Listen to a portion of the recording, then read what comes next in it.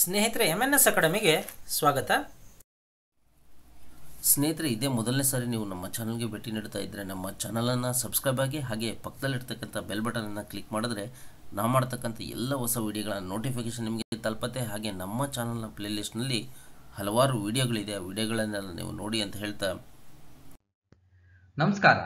ದಿನಾಂಕ 3/6/2022 ಪ್ರಚಲಿತ ಘಟನೆಗಳಿಗೆ ಸಂಬಂಧಪಟ್ಟಿರುವಂತಹ ಎಪಿಸೋಡ್ಗೆ ಸ್ವಾಗತ ಸುಸ್ವಾಗತ. ಈ ಒಂದು ಎಪಿಸೋಡನ್ನು ಸಂಪೂರ್ಣವಾಗಿ ನೋಡಿ. ಇಷ್ಟವಾದಲ್ಲಿ ಲೈಕ್ ಮಾಡಿ, ಶೇರ್ ಮಾಡಿ, ಕಮೆಂಟ್ ಮಾಡಿ. ಇಲ್ಲಿ ಕೊಟ್ಟಿರುವಂತಹ ಪ್ರತಿಯೊಂದು ಪ್ರಶ್ನೆಗೂ ಕೂಡ ಅದರದ್ದೇ ಆಗಿರುವಂತಹ ಹಲವಾರು ವಿವರಣಾತ್ಮಕ ಅಂಶಗಳನ್ನು ನೀಡಲಾಗಿದೆ. ಕಾರಣ ಇಷ್ಟೇ, ಮುಂಬರುವಂತಹ ಯಾವುದೇ ಸ್ಪರ್ಧಾತ್ಮಕ ಪರೀಕ್ಷೆಗಳಲ್ಲಿ ಆ ವಿವರಣೆಗಳ ಮೇಲೂ ಕೂಡ ಪ್ರಶ್ನೆ ಕೇಳುವಂತಹ ಸಾಧ್ಯತೆ ಇರುತ್ತೆ. ಅದೇ ರೀತಿ ಈ ಎಪಿಸೋಡ್ನ ಕೊನೆಗೆ 2 ಪ್ರಶ್ನೆಗಳನ್ನು ಕೊಟ್ಟಿರ್ತೀವಿ. ಸಂಪೂರ್ಣವಾಗಿ ಈ ವಿಡಿಯೋ ನೋಡಿದರೆ ಆ 2 ಪ್ರಶ್ನೆಗಳಿಗೂ ಕೂಡ ನೀವು ಸರಿಯಾದ ಉತ್ತರವನ್ನು ಕೊಡ್ತೀರಾ. ನಿಮ್ಮ ಸರಿ ಉತ್ತರದ ನಿರೀಕ್ಷೆಯಲ್ಲಿ ಕಾರ್ಯಕ್ರಮ ಪ್ರಾರಂಭ ಮಾಡ್ತಾ ಇದ್ದೀವಿ. All the best. ಫೋರ್ಬ್ಸ್ ನಿಯತಕಾಲಿಕೆಯು ತನ್ನ ಎಷ್ಟನೇ ಆವೃತ್ತಿಯ ಫೋರ್ಬ್ಸ್ 30 ಅಂಡರ್ 30 ಏಷ್ಯಾ ಪಟ್ಟಿ 2022 ಅನ್ನು ಬಿಡುಗಡೆ ಮಾಡಿದೆ? 7ನೇ ಆವೃತ್ತಿ. ಇತ್ತೀಚೆಗೆ ಫೋರ್ಬ್ಸ್ ನಿಯತಕಾಲಿಕೆಯು ತನ್ನ 7ನೇ ಆವೃತ್ತಿಯ ಫೋರ್ಬ್ಸ್ 30 ಅಂಡರ್ 30 ಏಷ್ಯಾ ಪಟ್ಟಿ 2022 ಅನ್ನು ಬಿಡುಗಡೆ ಮಾಡಿದೆ. ಈ ನಿಯತಕಾಲಿಕವು 10 ವಿಭಾಗಗಳನ್ನು ಒಳಗೊಂಡಿದೆ. ಇದರಲ್ಲಿ ಪ್ರತಿಯೊಂದು 30 ವರ್ಷಕ್ಕಿಂತ ಕಡಿಮೆ ವಯಸ್ಸಿನ 30 ವ್ಯಕ್ತಿಗಳನ್ನು ಗೌರವಿಸುತ್ತದೆ. ಈ ಪಟ್ಟಿಯನ್ನು ರಾಣಾ ವೆಹಬೆ ವ್ಯಾಟ್ಸನ್ ಸಂಪಾದಿಸಿದ್ದಾರೆ. ಏಷ್ಯಾ ಪೆಸಿಫಿಕ್ ಪ್ರದೇಶದ 22 ದೇಶಗಳು ಮತ್ತು ಪ್ರಾಂತ್ಯಗಳಿಂದ ಪಟ್ಟಿಯನ್ನು ಪ್ರತಿನಿಧಿಸಲಾಗಿದೆ. 61 ನಮೂದುಗಳೊಂದಿಗೆ ಸಂಖ್ಯೆಯಲ್ಲಿ ಭಾರತವು ಅಗ್ರಸ್ಥಾನದಲ್ಲಿದೆ. ಸಿಂಗಾಪುರ 34, ಜಪಾನ್ 33, ಆಸ್ಟ್ರೇಲಿಯಾ 32, ಇಂಡೋನೇಷ್ಯಾ 30 ಮತ್ತು ಚೀನಾ 28 ನಂತರ ಉಳಿದ ದೇಶಗಳಿವೆ. 2022 ಪಟ್ಟಿಯ ಸರಾಸರಿ ವಯಸ್ಸು 26.8 ಆಗಿದೆ. ಜಪಾನ್ಗೆ ಸೇರಿದ 14 ವರ್ಷ ವಯಸ್ಸಿನ ಅತ್ಯಂತ ಕಿರಿಯ ವಯಸ್ಸಿನ ಈ ಪಟ್ಟಿಯಲ್ಲಿರುವವ ಜಪಾನೀಸ್ ಒಲಿಂಪಿಕ್ಸ್ ಸ್ಕೇಟ್ ಬೋರ್ಡಿಂಗ್ ಚಿನ್ನದ ಪದಕ ವಿಜೇತ ಮೊಮಿಜಿ ನಿಶಿಯಾ. 4 is the right answer. Fortune 500 list ಪ್ರಕಾರ 2021 ಅತಿ ಹೆಚ್ಚು ಸಂಭಾವನೆ ಪಡೆಯುವ ಸಿಇಒ ಯಾರು? Elon Musk, Tesla. ಇತ್ತೀಚೆಗೆ ಫಾರ್ಚೂನ್ 500 ಪಟ್ಟಿಯನ್ನು ಬಿಡುಗಡೆ ಮಾಡಲಾಗಿದೆ. ಪಟ್ಟಿಯ ಪ್ರಕಾರ ಟೆಸ್ಲಾ ಮತ್ತು ಸ್ಪೇಸ್ ಎಕ್ಸ್ನ multi billionaire CEO Elon Musk ಅವರು ವಿಶ್ವದ ಅತಿ ಹೆಚ್ಚು ಸಂಭಾವನೆ ಪಡೆಯುವ ಕಾರ್ಯನಿರ್ವಾಹಕರಾಗಿದ್ದಾರೆ. ಈ ಬಾರಿಯೂ ಎಲಾನ್ ಮಸ್ಕ್ ಫಾರ್ಚೂನ್ 500 ಪಟ್ಟಿಯಲ್ಲಿ ಅಗ್ರಸ್ಥಾನದಲ್ಲಿದ್ದು, ಆಪಲ್, ನೆಟ್ಫ್ಲಿಕ್ಸ್ ಮತ್ತು ಮೈಕ್ರೋಸಾಫ್ಟ್ ನಂತರದ ಸ್ಥಾನದಲ್ಲಿದ್ದಾರೆ. 1 is the right answer. List of top 10 most highly compensated CEOs. Elon Musk, Tesla $23.5 billion. Tim Cook, Apple $770.5 million. Jensen Huang, NVIDIA $561 million. Reed Hastings, Netflix $453.5 million. Leonard Schleifer, Regeneron pharmaceuticals $452.9 million. Mark Benioff, Salesforce $439.4 million. Satya Nadella, Microsoft $309.4 million. Robert A Kotick, Activision Blizzard $296.7 million. Hock E tan, Broadcom $288 million. Safra A Catz, Oracle $239.5 million. ICC ಪುರುಷರ T20 ವಿಶ್ವಕಪ್ 2024ರಲ್ಲಿ ಎಷ್ಟು ತಂಡಗಳು ಸ್ಪರ್ಧಿಸಲಿವೆ? 20. ICC ಪುರುಷರ T20 ವಿಶ್ವಕಪ್ 2024 ದಾಖಲೆಯ 20 ತಂಡಗಳನ್ನು ಒಳಗೊಂಡಿದ್ದು USA ಮತ್ತು ವೆಸ್ಟ್ ಇಂಡೀಸ್ನಲ್ಲಿ ನಡೆಯಲಿದೆ. ಐಸಿಸಿ T20 ವಿಶ್ವಕಪ್ 2024ರ ಹಾದಿಯು ಜೂನ್ನಿಂದ ಯುರೋಪ್ನಲ್ಲಿ ನಡೆಯಲಿರುವ ಅರ್ಹತಾ ಪಂದ್ಯಗಳ ಮೊದಲ ಸೆಟ್ನೊಂದಿಗೆ ಪ್ರಾರಂಭವಾಗುತ್ತದೆ. 3 is the right answer. May 31, 2022 ರಾಷ್ಟ್ರಪತಿಗಳು ಎಷ್ಟು ಸಶಸ್ತ್ರ ಪಡೆ ಸಿಬ್ಬಂದಿಗೆ ಕೀರ್ತಿ ಚಕ್ರವನ್ನು ನೀಡಿ ಗೌರವಿಸಿದರು? 1. ಮೇ 31, 2022 ರಾಷ್ಟ್ರಪತಿ ಭವನದಲ್ಲಿ ನಡೆದ ರಕ್ಷಣಾ ಹೂಡಿಕೆ ಸಮಾರಂಭ 2022 ಹಂತ 2ರಲ್ಲಿ ಸಶಸ್ತ್ರ ಪಡೆಗಳ ಸರ್ವೋಚ್ಚ ಕಮಾಂಡರ್ ಆದ ರಾಷ್ಟ್ರಪತಿ ಅವರು ಸಶಸ್ತ್ರ ಪಡೆಗಳ ಸಿಬ್ಬಂದಿಗೆ ಒಂದು ಕೀರ್ತಿ ಚಕ್ರ ಮರಣೋತ್ತರವಾಗಿ ಮತ್ತು 14 ಶೌರ್ಯ ಚಕ್ರಗಳನ್ನು, ಅದರಲ್ಲಿ 8 ಮರಣೋತ್ತರ ಪ್ರದಾನ ಮಾಡಿದರು. ಈ ಸಂದರ್ಭದಲ್ಲಿ ಪ್ರಧಾನಿ ನರೇಂದ್ರ ಮೋದಿ ಮತ್ತು ಕೇಂದ್ರ ರಕ್ಷಣಾ ಸಚಿವ ರಾಜನಾಥ್ ಸಿಂಗ್ ಉಪಸ್ಥಿತರಿದ್ದರು. 4 is the right answer. ISRO GSAT-24 ಸಂವಹನ ಉಪಗ್ರಹವನ್ನು ಯಾವಾಗ ಉಡಾವಣೆ ಮಾಡುತ್ತದೆ? ಜೂನ್ 22. ಭಾರತದ ಸಂವಹನ ಉಪಗ್ರಹ GSAT-24 ಅನ್ನು ಜೂನ್ 22ರಂದು ಉಡಾವಣೆ ಮಾಡಲು ನಿರ್ಧರಿಸಲಾಗಿದೆ ಎಂದು ಭಾರತೀಯ ಬಾಹ್ಯಾಕಾಶ ಸಂಶೋಧನಾ ಸಂಸ್ಥೆ ಇಸ್ರೋ ಮೇ 31, 2022ರಂದು ತನ್ನ ಮಿಷನ್ ಹೇಳಿಕೆಯಲ್ಲಿ ದೃಢಪಡಿಸಿದೆ. ಫ್ರೆಂಚ್ ಗಯಾನಾದ ಕೌರವ್ದಿಂದ ಏರಿಯನ್ ಸ್ಪೇಸ್ ಮೂಲಕ ಏರಿಯನೆ ವಿ ರಾಕೆಟ್ನಲ್ಲಿ ಉಪಗ್ರಹವನ್ನು ಉಡಾವಣೆ ಮಾಡಲಾಗುವುದು. 3 is the right answer. ವಿಶ್ವ ಹಾಲು ದಿನ ವರ್ಲ್ಡ್ ಮಿಲ್ಕ್ ಡೇ ಅನ್ನು ಯಾವಾಗ ಆಚರಿಸಲಾಗುತ್ತದೆ? ಜೂನ್ 1. ಹಾಲನ್ನು ಜಾಗತಿಕ ಆಹಾರವೆಂದು ಗುರುತಿಸಲು ಮತ್ತು ಡೈರಿ ಉದ್ಯಮವನ್ನು ಆಚರಿಸಲು ಪ್ರತಿ ವರ್ಷ ಜೂನ್ 1ರಂದು ವಿಶ್ವ ಹಾಲು ದಿನವನ್ನು ಆಚರಿಸಲಾಗುತ್ತದೆ. ವಿಶ್ವ ಹಾಲು ದಿನ 2022 ಹಾಲಿನ ಮಹತ್ವ ಮತ್ತು ಆರೋಗ್ಯಕರ ಆಹಾರದಲ್ಲಿ ಅದು ವಹಿಸುವ ಪಾತ್ರವನ್ನು ತೋರಿಸುತ್ತದೆ. ವಿಶ್ವಸಂಸ್ಥೆಯ ಆಹಾರ ಮತ್ತು ಕೃಷಿ ಸಂಸ್ಥೆಯು ಹಾಲು ದಿನವನ್ನು ಅಳವಡಿಸಿಕೊಂಡಿದೆ ಮತ್ತು ಅಂದಿನಿಂದ ವಿಶ್ವ ಹಾಲು ದಿನವನ್ನು ಹಾಲು ಮತ್ತು ಡೈರಿ ಉತ್ಪನ್ನಗಳ ಪ್ರಯೋಜನಗಳನ್ನು ಪ್ರಚಾರ ಮಾಡುವ ಕಾರ್ಯಕ್ರಮಗಳು ಮತ್ತು ಅಭಿಯಾನಗಳೊಂದಿಗೆ ಆಚರಿಸಲಾಗುತ್ತದೆ. Theme 2022 dairy net zero. 4 is the right answer. Food and agriculture organisation FAO ಪ್ರಧಾನ ಕಚೇರಿ Rome, Lazio. Director general Qu Dongyu. ಸ್ಥಾಪನೆ 16 ಅಕ್ಟೋಬರ್ 1945. ಪೋಷಕ ಸಂಸ್ಥೆ ವಿಶ್ವಸಂಸ್ಥೆಯ ಆರ್ಥಿಕ ಮತ್ತು ಸಾಮಾಜಿಕ ಮಂಡಳಿ. ಏಷ್ಯಾ ಕಪ್ ಹಾಕಿ 2022ರಲ್ಲಿ ಪುರುಷರ ಸ್ಪರ್ಧೆಯಲ್ಲಿ ಯಾವ ತಂಡವು ಕಂಚಿನ ಪದಕವನ್ನು ಗೆದ್ದಿದೆ? ಭಾರತ ಪುರುಷರ ಹಾಕಿ ತಂಡವು 2022ರ ಹಾಕಿ ಏಷ್ಯಾ ಕಪ್ನಲ್ಲಿ 3ನೇ ಸ್ಥಾನದ ಪಂದ್ಯದಲ್ಲಿ ಜಪಾನ್ ಅನ್ನು 1-0 ಗೋಲುಗಳಿಂದ ಸೋಲಿಸಿದ ನಂತರ ಕಂಚಿನ ಪದಕವನ್ನು ಗೆದ್ದುಕೊಂಡಿತು. ಪಂದ್ಯದ ಮೊದಲ ಕ್ವಾರ್ಟರ್ನಲ್ಲಿಯೇ ಭಾರತದ ರಾಜ್ಕುಮಾರ್ ಪಾಲ್ ತಂಡಕ್ಕೆ ಆರಂಭಿಕ ಮುನ್ನಡೆ ನೀಡಿದರು. 4 is the right answer. ಸರಕು ಮತ್ತು ಸೇವೆಗಳಲ್ಲಿ ದ್ವಿಪಕ್ಷೀಯ ವ್ಯಾಪಾರವನ್ನು ಹೆಚ್ಚಿಸಲು 2 ದೇಶಗಳಲ್ಲಿ ಯಾವುದು ಮೊದಲ ಮುಕ್ತ ವ್ಯಾಪಾರ ಒಪ್ಪಂದಕ್ಕೆ ಸಹಿ ಹಾಕಿವೆ? ಭಾರತ ಮತ್ತು UAE.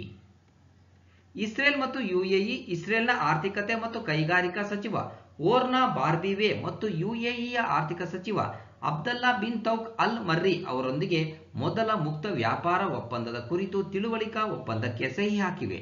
ಈ ಒಪ್ಪಂದವು ಸರಕು ಮತ್ತು ಸೇವೆಗಳಲ್ಲಿ ದ್ವಿಪಕ್ಷೀಯ ವ್ಯಾಪಾರವನ್ನು ಹೆಚ್ಚಿಸುತ್ತದೆ, ಯುನೈಟೆಡ್ ಅರಬ್ ಎಮಿರೇಟ್ಸ್ಗೆ ಇಸ್ರೇಲಿ ರಫ್ತುಗಳನ್ನು ಹೆಚ್ಚಿಸುತ್ತದೆ ಮತ್ತು ದೇಶಗಳ ನಡುವಿನ 96% ವ್ಯಾಪಾರದ ಮೇಲೆ ಕಸ್ಟಮ್ಸ್ ವಿನಾಯಿತಿ ನೀಡುತ್ತದೆ. ಆಹಾರ ಮತ್ತು ಕೃಷಿ, ಸೌಂದರ್ಯವರ್ಧಕಗಳು, ವೈದ್ಯಕೀಯ ಉಪಕರಣಗಳು, ಔಷಧಿಗಳು ಮತ್ತು ಇನ್ನಷ್ಟು. 3 is the right answer. Israel currency Israeli shekel. President Isaac Herzog. Prime minister Naftali Bennett. Capital Jerusalem. ಈ ವರ್ಷ ರಾಷ್ಟ್ರೀಯ ಶಿಕ್ಷಣ ಮಂತ್ರಿಗಳ ಸಮ್ಮೇಳನವನ್ನು ಯಾವ ರಾಜ್ಯ ಆಯೋಜಿಸುತ್ತದೆ? ಗುಜರಾತ್. ಇತ್ತೀಚೆಗೆ ಗುಜರಾತ್ 2 ದಿನಗಳ ರಾಷ್ಟ್ರೀಯ ಶಿಕ್ಷಣ ಮಂತ್ರಿಗಳ ಸಮ್ಮೇಳನವನ್ನು ಆಯೋಜಿಸುವ ರಾಜ್ಯವಾಗಿದೆ. ಈ ಸಭೆಯಲ್ಲಿ ಕೇಂದ್ರ ಶಿಕ್ಷಣ ಸಚಿವ ಧರ್ಮೇಂದ್ರ ಪ್ರಧಾನ್ ಅವರು ಇತರ UT ಮತ್ತು ರಾಜ್ಯ ಸಚಿವರು ಭಾಗವಹಿಸಲಿದ್ದಾರೆ. ಈ ಸಭೆಯು ರಾಷ್ಟ್ರೀಯ ಡಿಜಿಟಲ್ ಶಿಕ್ಷಣ ಆರ್ಕಿಟೆಕ್ಚರ್ ಮತ್ತು ರಾಷ್ಟ್ರೀಯ ಶೈಕ್ಷಣಿಕ ತಂತ್ರಜ್ಞಾನ ವೇದಿಕೆಯಂತಹ ಡಿಜಿಟಲ್ ಯೋಜನೆಗಳೊಂದಿಗೆ ರಾಷ್ಟ್ರೀಯ ಶಿಕ್ಷಣ ನೀತಿ 2020ರ ಅನುಷ್ಠಾನದ ಮೇಲೆ ಕೇಂದ್ರೀಕರಿಸುತ್ತದೆ. 4 is the right answer. Gujarat. Capital Gandhinagar. Governor Acharya Devvrat. Chief minister Bhupendra Bhai Patel. ಇತ್ತೀಚೆಗೆ ರಾಷ್ಟ್ರಪತಿ ರಾಮನಾಥ್ ಕೋವಿಂದ್ ಅವರು ಅಖಿಲ ಭಾರತೀಯ ಆಯುರ್ವೇದ ಮಹಾಸಮ್ಮೇಳನದ 59ನೇ ಮಹಾಧಿವೇಶನವನ್ನು ಉದ್ಘಾಟಿಸಿದರು. ಯಾವ ರಾಜ್ಯದಲ್ಲಿ ಈ ಮಹಾಧಿವೇಶನ ಉದ್ಘಾಟನೆಯಾಯಿತು? ಮಧ್ಯಪ್ರದೇಶ.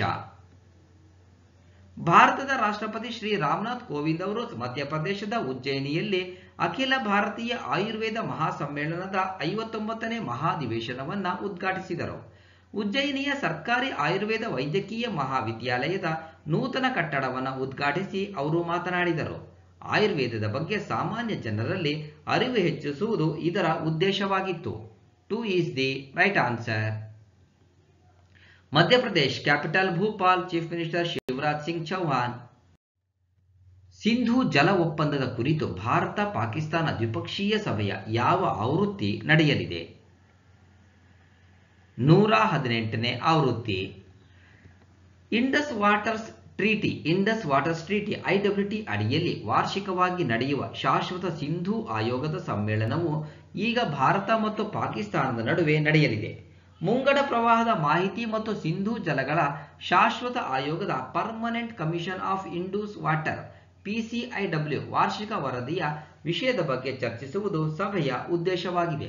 ಅಲ್ಲದೆ ಸಿಂಧೂ ಜಲ ಒಪ್ಪಂದದ ಅನುಚ್ಛೇದ 9 ಅಡಿಯಲ್ಲಿ 1000 ಮೆಗಾವ್ಯಾಟ್ ಪಕಲ್ ದುಲ್, 48 ಮೆಗಾವ್ಯಾಟ್ ಲೋವರ್ ಕಲ್ಲೈ ಮತ್ತು 624 ಮೆಗಾವ್ಯಾಟ್ ಕಿರು ಯೋಜನೆಗಳ ಜಲವಿದ್ಯುತ್ ಯೋಜನೆಗಳನ್ನು ಭಾರತವು ಪಶ್ಚಿಮಕ್ಕೆ ಹರಿಯುವ ನದಿಗಳಲ್ಲಿ ನಿರ್ಮಿಸುವ ಬಗ್ಗೆ ಚರ್ಚಿಸಲಾಗಿದೆ. 4 ಈಸ್ ದಿ ರೈಟ್ ಆನ್ಸರ್. ಭಾರತದ ಮೊದಲ ಅರೆ ವೇಗದ ಸರಕು ಸಾಗಣೆ ರೈಲು ICF ಚೆನ್ನೈ ತಯಾರಕ ಗತಿಶಕ್ತಿ ರೈಲು ಯಾವ ತಿಂಗಳಿನಿಂದ ಕಾರ್ಯಾಚರಣೆಗೆ ಬರುತ್ತದೆ? ಡಿಸೆಂಬರ್. ಭಾರತದ ಮೊದಲ ಸೆಮಿ ಹೈಸ್ಪೀಡ್ ಸರಕು ಸಾಗಣೆ ರೈಲು ಡಿಸೆಂಬರ್ ವೇಳೆಗೆ ಕಾರ್ಯಾಚರಣೆಗೆ ಬರುತ್ತದೆ. 16 ಬೋಗಿಗಳ ಗತಿಶಕ್ತಿ ರೈಲು ಗಂಟೆಗೆ 160 ಕಿಲೋಮೀಟರ್ ವೇಗದಲ್ಲಿ ಚಲಿಸಬಲ್ಲದು ಮತ್ತು ಚೆನ್ನೈನ ಇಂಟೆಗ್ರಲ್ ಕೋಚ್ ಫ್ಯಾಕ್ಟರಿಯಲ್ಲಿ ICF ತಯಾರಿಸಲಾಗುವುದು. ಪ್ರಧಾನಮಂತ್ರಿ ಗತಿಶಕ್ತಿ ಕಾರ್ಯಗತಗೊಳಿಸಲು ರೈಲ್ವೆಯು ಖುರ್ದಾ, ಬಿಲಾಸ್ಪುರ್, ದೆಹಲಿ ಮತ್ತು ಬೆಂಗಳೂರು ವಿಭಾಗಗಳಲ್ಲಿ ತನ್ನ ಶಾಖೆಗಳೊಂದಿಗೆ ರೈಲ್ವೆ ಮಂಡಳಿಯಲ್ಲಿ ಪ್ರತ್ಯೇಕ ನಿರ್ದೇಶನಾಲಯವನ್ನು ರಚಿಸಿದೆ. ಈ ರೈಲುಗಳ ಮೂಲಕ ಇ-ಕಾಮರ್ಸ್ ಮತ್ತು ಕೊರಿಯರ್ ಪಾರ್ಸೆಲ್ ವಿಭಾಗವನ್ನು ಗುರಿಯಾಗಿಸಲು ರೈಲ್ವೆ ಯೋಜಿಸುತ್ತಿದೆ. ರಾಷ್ಟ್ರೀಯ ರೈಲು ಯೋಜನೆಯ ಪ್ರಕಾರ ಉತ್ತಮ ಮೂಲಸೌಕರ್ಯ ಮತ್ತು ವ್ಯಾಪಾರ ಅಭಿವೃದ್ಧಿ ಯೋಜನೆಗಳ ಮೂಲಕ 2030ರ ವೇಳೆಗೆ ಸರಕು ಸಾಗಣೆಯಲ್ಲಿ ತನ್ನ ಪಾಲನ್ನು ಪ್ರಸ್ತುತ 27% 45ಕ್ಕೆ ಹೆಚ್ಚಿಸುವ ಗುರಿಯನ್ನು ಭಾರತೀಯ ರೈಲ್ವೆ ಹೊಂದಿದೆ. 4 ಈಸ್ ದಿ ರೈಟ್ ಆನ್ಸರ್. ಇತ್ತೀಚೆಗೆ ಗುಜರಾತ್ನಲ್ಲಿ ಒಲಿಂಪಿಕ್ ಮಟ್ಟದ ಕ್ರೀಡಾ ಸಂಕೀರ್ಣಕ್ಕೆ ಶಂಕುಸ್ಥಾಪನೆ ಮಾಡಿದವರು ಯಾರು? ಅಮಿತ್ ಶಾ. ಕೇಂದ್ರ ಗೃಹ ಸಚಿವ ಮತ್ತು ಸಹಕಾರ ಸಚಿವ ಶ್ರೀ ಅಮಿತ್ ಶಾ ಅವರು ಗುಜರಾತ್ನ ಅಹಮದಾಬಾದ್ನಲ್ಲಿ ಒಲಿಂಪಿಕ್ ಮಟ್ಟದ ಕ್ರೀಡಾ ಸಂಕೀರ್ಣಕ್ಕೆ ಶಂಕುಸ್ಥಾಪನೆ ಮಾಡಿದರು. ಯೋಜನೆಯ ನಿರ್ಮಾಣ ವೆಚ್ಚ ರು. 932 ಕೋಟಿ ಆಗಿದೆ. ಅಹಮದಾಬಾದ್ನಲ್ಲಿರುವ ವಿಶ್ವದ ಅತಿದೊಡ್ಡ ಕ್ರಿಕೆಟ್ ಸ್ಟೇಡಿಯಂಗೆ ನರೇಂದ್ರ ಮೋದಿ ಕ್ರಿಕೆಟ್ ಸ್ಟೇಡಿಯಂ ಎಂದು ಹೆಸರಿಸಲಾಗಿದೆ. Sardar Patel sports complex, Narendra Modi stadium, Narayanpura sports complex ಮತ್ತು ಇತರ 3 ಕ್ರೀಡಾ ಸಂಕೀರ್ಣಗಳೊಂದಿಗೆ ನಮ್ಮ ಅಂತಾರಾಷ್ಟ್ರೀಯ ಮಟ್ಟದ ಮೈದಾನಗಳು ಒಲಿಂಪಿಕ್ಸ್ಗಾಗಿ ಎಲ್ಲಾ ಕ್ರೀಡೆಗಳಿಗೆ ಕ್ರೀಡಾಂಗಣಗಳ ಸಿದ್ಧತೆ ಪೂರ್ಣಗೊಂಡಿದೆ. 30 ತಿಂಗಳೊಳಗೆ ಈ ಕ್ರೀಡಾ ಸಂಕೀರ್ಣ ಪೂರ್ಣಗೊಳ್ಳಲಿದೆ. 1 is the right answer. Gujarat ರಾಜಧಾನಿ ಗಾಂಧಿನಗರ. ರಾಜ್ಯಪಾಲರು ಆಚಾರ್ಯ ದೇವವ್ರತ್. ಮುಖ್ಯಮಂತ್ರಿ Bhupendra Bhai Patel. Inspector general BSF regional commander BGB ಯಿಂದ ಸಿಲೆಟ್ನಲ್ಲಿ ಯಾವ 2 ದೇಶಗಳ ನಡುವೆ ಗಡಿ ಸಮನ್ವಯ ಸಮ್ಮೇಳನ ನಡೆಯಲಿದೆ? ಭಾರತ ಮತ್ತು ಬಾಂಗ್ಲಾದೇಶ. ಭಾರತ ಮತ್ತು ಬಾಂಗ್ಲಾದೇಶದ ನಡುವಿನ ಗಡಿ ಸಮನ್ವಯ ಸಮ್ಮೇಳನವನ್ನು ಇನ್ಸ್ಪೆಕ್ಟರ್ ಜನರಲ್ BSF ಪ್ರಾದೇಶಿಕ ಕಮಾಂಡರ್ BGP ಅವರು ಸಿಲೆಟ್ನಲ್ಲಿ ಪ್ರಾರಂಭಿಸಿದರು. ಸೆಮಿನಾರ್ ಜೂನ್ 4ರಂದು ಕೊನೆಗೊಳ್ಳಲಿದೆ. ಇದು 4 ದಿನಗಳ ಸೆಮಿನಾರ್. ಭಾರತ ತಂಡವು ಮೇಘಾಲಯದ ದೌಕಿಯಲ್ಲಿರುವ ಇಂಟಿಗ್ರೇಟೆಡ್ ಚೆಕ್ ಪೋಸ್ಟ್ ICP ಮೂಲಕ ಬಾಂಗ್ಲಾದೇಶಕ್ಕೆ ಆಗಮಿಸಿತು. IGBSF ಸುಮಿತ್ ಶರಣ್ ನೇತೃತ್ವದಲ್ಲಿ ಸಮ್ಮೇಳನ ನಡೆಯಲಿದ್ದು 5 ಸದಸ್ಯರ BSF ತಂಡ ಭಾಗವಹಿಸಲಿದೆ. ಸಮ್ಮೇಳನವು ಗಡಿ ಭದ್ರತೆ ಮತ್ತು ಆಡಳಿತದ ಎಲ್ಲಾ ಅಂಶಗಳನ್ನು ಒಳಗೊಂಡಿದೆ. 2 ಈಸ್ ದಿ ರೈಟ್ ಆನ್ಸರ್. ರಸಪ್ರಶ್ನೆ 1. ಇತ್ತೀಚೆಗೆ ಫೋರ್ಬ್ಸ್ ನಿಯತಕಾಲಿಕವು ತನ್ನ 7ನೇ ಆವೃತ್ತಿಯ ಫೋರ್ಬ್ಸ್ 30 ಅಂಡರ್ 30 ಅಂಡರ್ 30 ಏಷ್ಯಾ ಪಟ್ಟಿ 2022 ಅನ್ನು ಬಿಡುಗಡೆ ಮಾಡಿದೆ. ಈ ಪಟ್ಟಿಯಲ್ಲಿ ಯಾವ ದೇಶದ ಯುವಕರು ಅತಿ ಹೆಚ್ಚು ಸ್ಥಾನ ಪಡೆದಿದ್ದಾರೆ? ಇತ್ತೀಚೆಗೆ ಫೋರ್ಬ್ಸ್ ನಿಯತಕಾಲಿಕವು ತನ್ನ 7ನೇ ಆವೃತ್ತಿಯ ಫೋರ್ಬ್ಸ್ 30 ಅಂಡರ್ 30 ಏಷ್ಯಾ ಪಟ್ಟಿ 2022 ಅನ್ನು ಬಿಡುಗಡೆ ಮಾಡಿದೆ. ಈ ಪಟ್ಟಿಯಲ್ಲಿ ಯಾವ ದೇಶದ ಯುವಕರು ಅತಿ ಹೆಚ್ಚು ಸ್ಥಾನ ಪಡೆದಿದ್ದಾರೆ? ಪ್ರಶ್ನೆ 2. ವಿಶ್ವದ ಶ್ರೀಮಂತ ವ್ಯಕ್ತಿ ಯಾರು? ವಿಶ್ವದ ಶ್ರೀಮಂತ ವ್ಯಕ್ತಿ ಯಾರು? ಈ ಎರಡೂ ಪ್ರಶ್ನೆಗಳಿಗೂ ಕೂಡ ನೀವು ಸರಿಯಾದ ಉತ್ತರವನ್ನು ಕೊಡ್ತೀರಾ ಎಂಬಂಥ ನಿರೀಕ್ಷೆಯಲ್ಲಿ ಇವತ್ತಿನ ಒಂದು ಎಪಿಸೋಡನ್ನು ಮುಗಿಸ್ತಾ ಇದ್ದೀನಿ. All the best. Thank you. ಸ್ನೇಹಿತರೆ, ವಿಡಿಯೋವನ್ನು ನೋಡಿದಂಥ ಎಲ್ಲರಿಗೂ ಧನ್ಯವಾದಗಳು. ನಾಳಿನ ಪ್ರಚಲಿತ ಘಟನೆಯ ವಿದ್ಯಮಾನದೊಂದಿಗೆ ಮತ್ತೆ ನಿಮ್ಮನ್ನು ಭೇಟಿಯಾಗ್ತೀವಿ. ಅಲ್ಲಿವರೆಗೂ ಎಲ್ಲರಿಗೂ ಧನ್ಯವಾದಗಳು. ನಮಸ್ಕಾರ.